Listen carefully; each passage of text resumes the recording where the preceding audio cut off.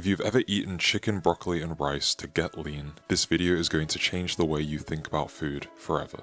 Diets like this work just long enough to convince you that they're optimal, right before they quietly store your strength, tank your hormones, and drain your motivation in the gym. And if you're a natural lifter, it's not bad luck. It's because this diet was never meant to work for you.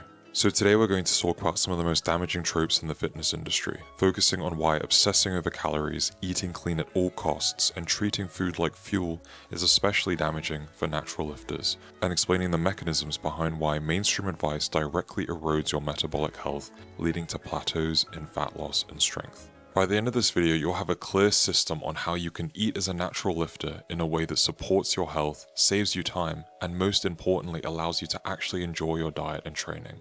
So let's get started. It's about calories in, calories out, losing weight. Among the three macronutrients, one sits at a lower status than the others. Listen to most mainstream advice and it's obvious which one you should avoid. But in reality, fat plays an essential role in regulating your metabolism and is needed to produce the hormones we rely on as natural lifters. But remember, I don't need a ton of fats for hormonal production because my hormonal production probably occurs in a laboratory somewhere where they make exogenous testosterone for injection. By contrast, your body doesn't need carbs from food, and that's because your liver maintains blood glucose through gluconeogenesis when we need it. But there's no equivalent pathway to make all the fats we need. A diet dominant in carbs also has some key drawbacks. Carbs raise insulin and reduce satiety. Fats, on the other hand, despite being calorie dense, signal fullness more effectively. Additionally, in medicine, we measure the HbA1c of diabetic patients, which is essentially a marker of glycation. Glycation is when the sugar in your blood reacts with your proteins, damaging them. And this is a key drawback of chronically raised blood sugar. But that doesn't mean that I'm anti-carb.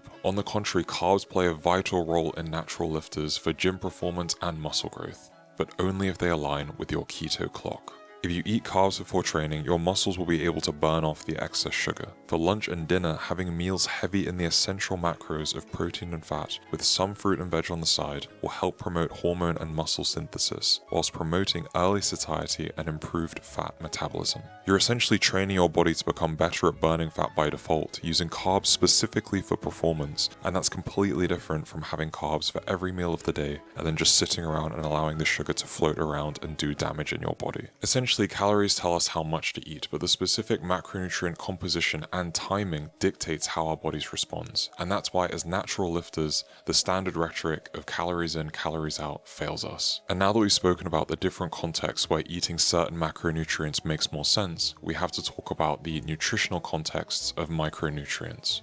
I start pretty much every morning out with supplements. Supplements are everywhere in fitness, but are they actually doing what you think? Take vitamin D. You can take a pill or eat some eggs. Sure, the supplement has way more vitamin D, but the egg as a whole food benefits from an intact nutrient matrix. A nutrient matrix basically refers to how whole foods often come in specific packages that allow their macro and micronutrients to work together synergistically. Eggs contain fat, which aids in the absorption of all the fat-soluble nutrients it has, including vitamin D.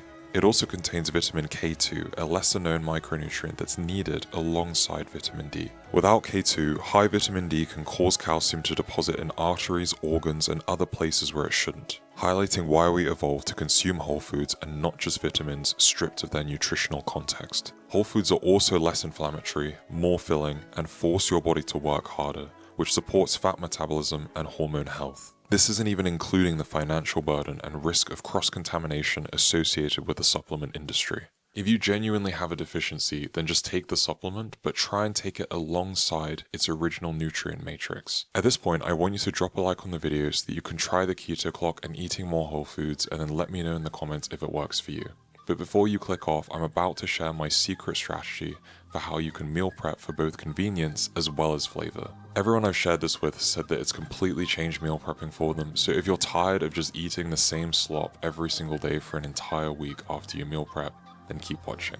If you're serious about fitness but short on time, you've probably tried meal prepping the basic way. You cook up a storm and end up with a week's worth of food arranged perfectly into a ton of plastic containers. It's good for a couple of days, and then the meat gets dry, the veg gets soggy, and the rice just starts tasting weird. So these edits look cool, but I guarantee it's just for the content, and none of these people actually stick to meal prepping in the long run. But I've got a solution, and it's called flavor rotations. So get a week's worth of chicken legs. They're the cheapest cut despite being really succulent, and they require no prep unlike whole chickens. Boil them on a medium temperature with some salt and pepper, turning them occasionally until they look cooked. Drain off the chicken stock into a separate container, trust me, it's liquid gold, and then store the stock an entire pot in the fridge once it cools down. This allows you to make various dishes using the same base protein such as chicken and sweet corn soup. Or you can make a sauce with some honey, some dark soy, chili powder, garlic powder, brush it over the chicken legs, and then top with some sesame seeds after throwing it in the air fryer,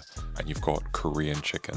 If you rotate the carbs and veg too, you've basically got unlimited options. So now you're armed with all the key nutrition information you need as a natural lifter to make progress in the gym.